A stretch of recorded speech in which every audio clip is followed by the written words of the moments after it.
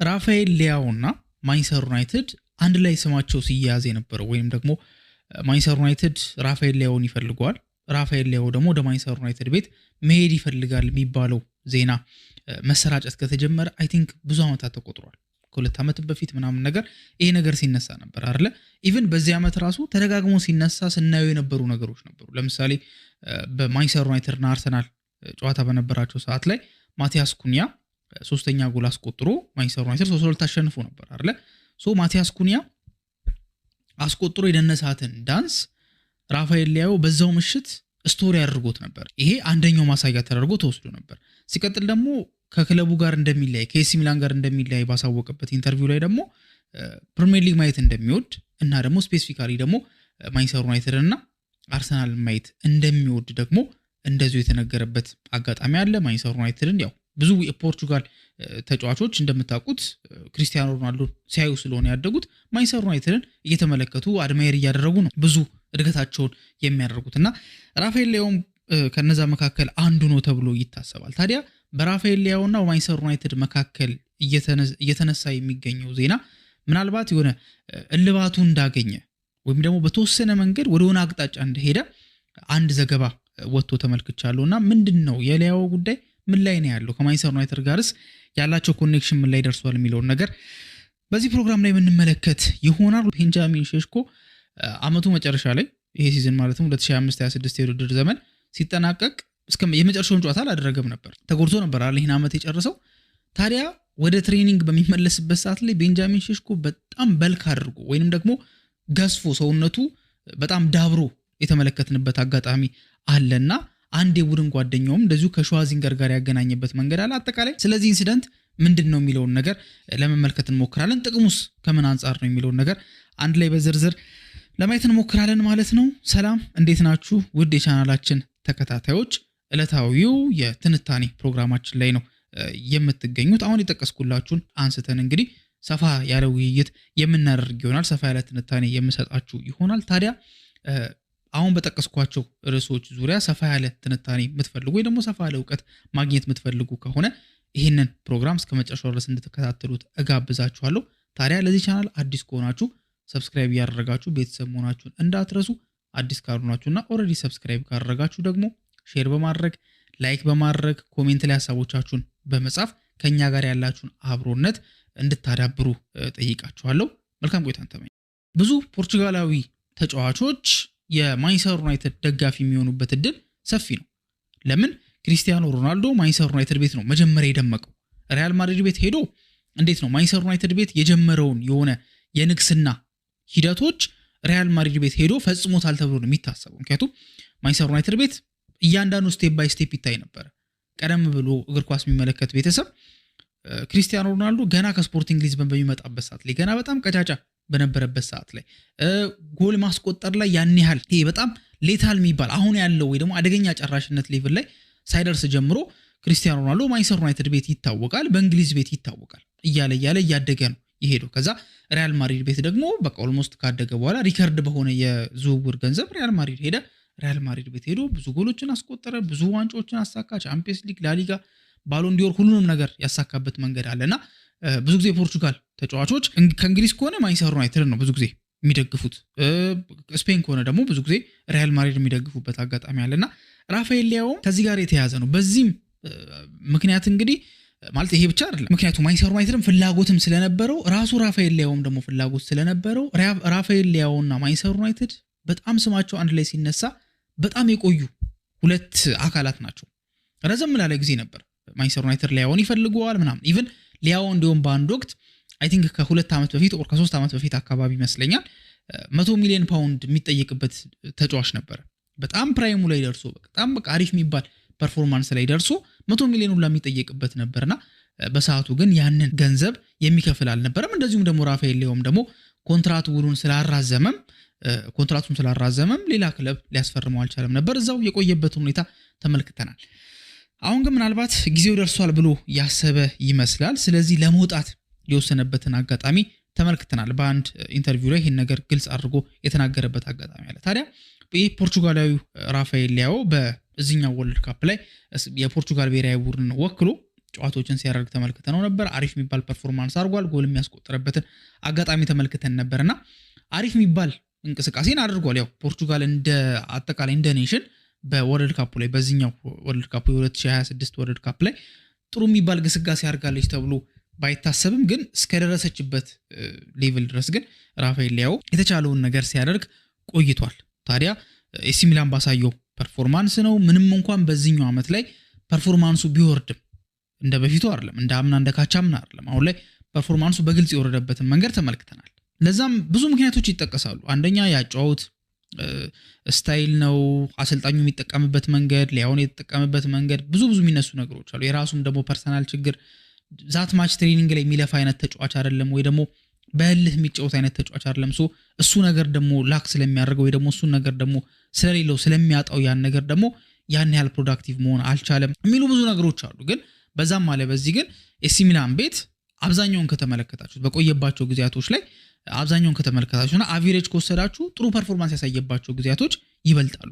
ወርልድ ካፕ ላይ በዚህኛው ብቻ አይደለም 2022 ወርልድ ካፕ ላይ ራሱ ጥሩ ፐርፎርማንስ ያሳየ ተጫዋች ነው። ታዲያ በማንቸስተር ዩናይትድ እና በዚህ ልጅ ተጫዋች መካከል እየተነገረ ያለው ነገር ምንድነው? ይሄ ፌክ ነገር አይደለም። ማንቸስተር ዩናይትድ ፍላጎት አለው በዛ ቦታ ላይ። ግን ደግሞ ማንቸስተር ዩናይትድ ይሄ ልጅ እንዳያስፈርመው አንዳንድ ይሄ ምንድነው እንደ እንቅፋት የሚሆኑ ወይም ደግሞ ብዙ ፕሮሲድ እንዳያደርግ የሚያደርጉት ሪዝኖች አሉ።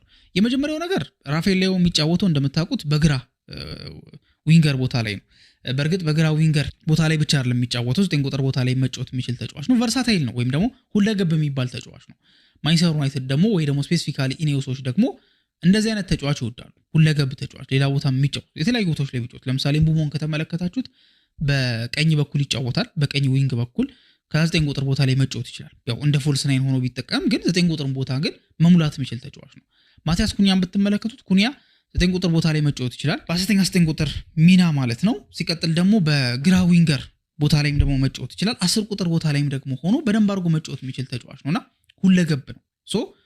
ኢኔዮሶች እንደዚህ አይነት ተጫዋቾችን ሞር ታርጌት ያደርጋሉ አይደል? ለምሳሌ አሌክስ ስኮት ከማንቸስተር ዩናይትድ ጋር ስሙ እየተያዘ የሚገኘው ይሄ ልጅ 6 ቁጥር ቦታ ላይ መጫወት ይችላል፣ 8 ላይ መጫወት ይችላል፣ 10 ላይም መጫወት የሚችል ተጫዋች ነውና በእነዚህ ቦታዎች ላይ መጫወት የሚችል ተጫዋች ስለሆነ ራሱንም ስላሳየ ኢኔዮሶች በደንብ ታርጌት ያደረጉት ተጫዋች ነው።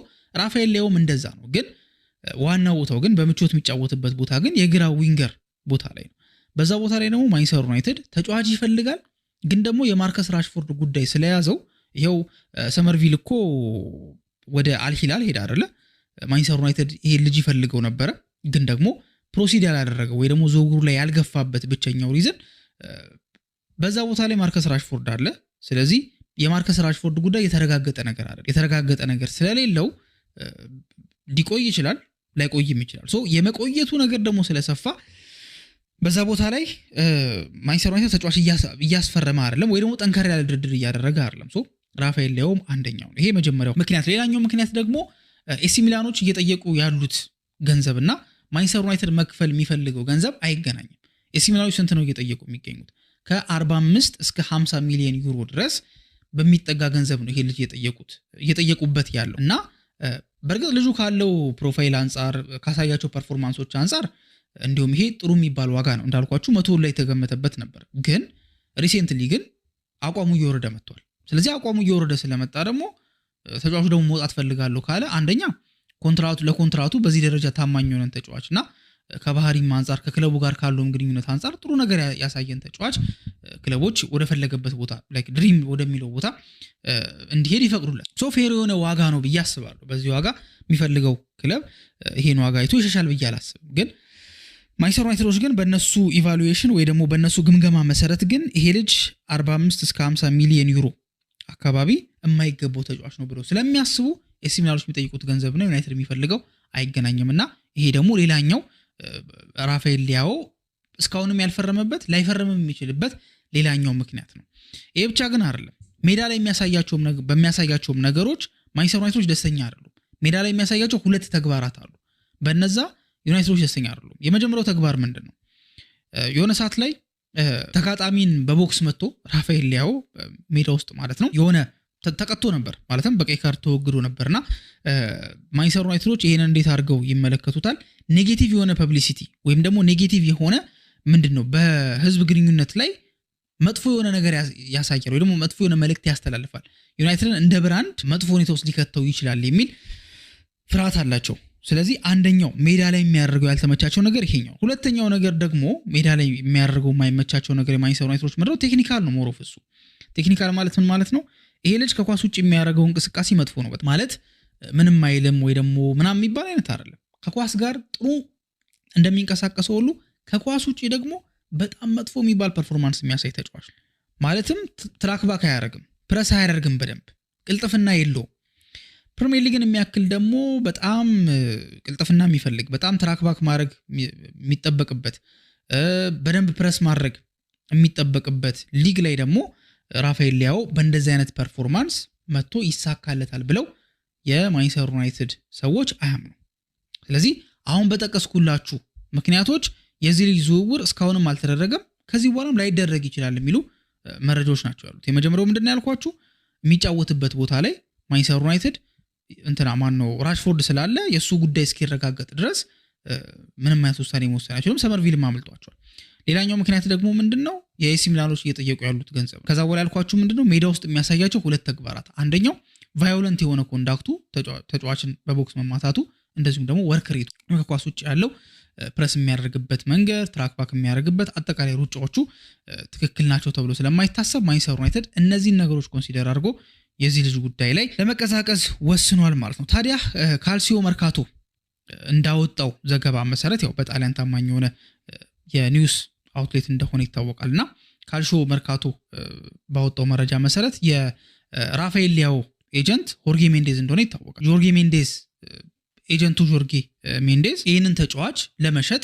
የተለያዩ ነገሮችን እያደረገ ነው ምክንያቱም ሊያኦ መውጣት ፈልጓል መውጣት እንደሚፈልግ ተናግሯል ስለዚህ ኤጀንቱ ስራ ነው ክለቦችን ማፈላለግ ለምን ብዙ ክለቦችም እየመጡ አይደለም ማፈላለግ የሱ ስራ ነው ታዲያ ሊያኦ ኤጀንት ጆርጌ ሜንዴዝ ከፌነርባቼ ጋር በቅርበት እየሰራ ነው የሚገኘው ፌነርባቼዎችም ደግሞ ለመክፈል ፍቃደኛ ናቸው አሁን ቅድም የጠቀስኩላችሁ ኤሲ ሚላኖች ቫልዩ ያደረጉት ከ40 እስከ 50 አይደለ ሚሊዮን ዩሮ አካባቢ ነው ያለው ይሄንን ደግሞ የሚያሟላ ነው 40 ሚሊዮን ዩሮ መጀመሪያ የሚከፈል ፊክስድ የሆነ ፊ ማለት ነው ከዛ በኋላ ደግሞ እየታየ ደግሞ የሚጨምር ደግሞ አድሶን 10 ሚሊዮን ዩሮ ለመጨመር ፌነርባቾች ፍቃደኛ ናቸው ጆርጌ ሜንዴዝም ደግሞ ይሄን ነገር በደንብ እየሰራ ነው ያለውና ራፋኤል ሊያኦ ወደ ማንቸስተር ዩናይትድ የሚያደርገው ዝውውር ወይ ደግሞ ከማንቸስተር ዩናይትድ ጋር ስሙ የመያያዙ ጉዳይ እየቀነሰ የመጣው ሲቀጥል ደግሞ የማንቸስተር ዩናይትድ ተጫዋች የመሆኑ ምድል እያነሰ የመጣበት ሪዝኖች እነዚህ ናቸው ማለት ነው ኦሬዲ ከፌነርባቼ ጋር አንዳንድ ንግግሮች እየተደረጉ ነው ያሉት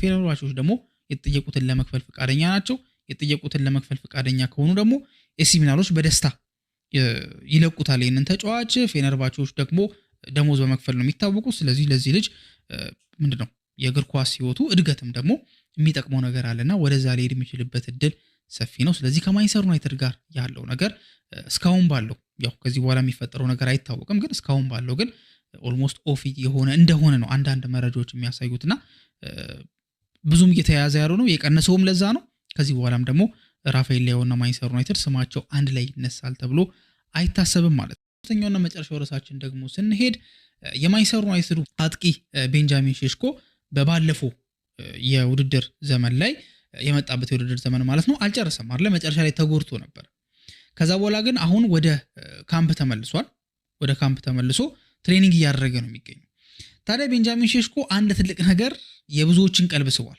አይደል ሶሻል ሚዲያው ላይም ሲመላለስ ነበር የራሱ ኢንስታግራም ገጽ ላይ ነበር ተፖስቶም የነበረው የማንቸስተር ዩናይትድ ደግሞ ኦፊሻል ኤዲተር ገጻቸው ላይም ሳይቀር የተፖሰተ ነገር እንደሆነ ተመልክተናል ታዲያ በዚህ ምስል ላይ ያየነው ነገር ቤንጃሚን ሼሽኮ ምን ያህል ሰውነቱ እንደተለወጠ ምን ያህል በልካፕ እንዳደረገ ምን ያህል እንደገዘፈ ነው ያየነው አይደል የ23 ዓመቱ ተጫዋች በ70 ሚሊዮን ፓውንድ ነበር ከአርቢ ሌፕዚግ ማንቸስተር ዩናይትድን የተቀላቀለው ታዲያ ከተቀላቀለ በኋላ የስሎቬኒያዊ አጥቂ በሩበን አሞሪም ስር በጣም ተቸግሮ ነበር ቋሚ ቦታ ለማግኘት እድሎችን ለማግኘት በጣም ሲቸገር ነበር ከዛ በኋላ ሩበን አሞሪም ወጥቶ ማይክል ካሪክ ጃንዋሪ ላይ ከመጣ በኋላ ግን ይሄ ልጅ በቃ እንደ አዲስ አንሰራራ በአጠቃላይ ለማንቸስተር ዩናይትድ 12 ጎሎችን አስቆጠረ 11 የፕሪሚየር ሊግ ጎሎችንና አንድ የኤፍኤ ካፕ ጎል ማስቆጠር ቻለ ቤንጃሚን ሼሽኮ ማለት ነው አጠቃላይ በሲዝኑ የጨረሰው ማለት ነው 11 ጎሎችን አስቆጥሮ ነው በፕሪሚየር ሊጉ አጠቃላይ ካየን 12 ጎሎችን አስቆጥሮ ማለት ነው ይሄ ነገር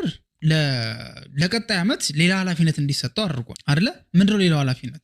በመጀመሪያ ዓመቱ 12 ጎል ካስቆጠረ ለዞም ከጃንዋሪ ጀምሮ ነው ጥሩ ፐርፎርም ማድረግ የጀመረው።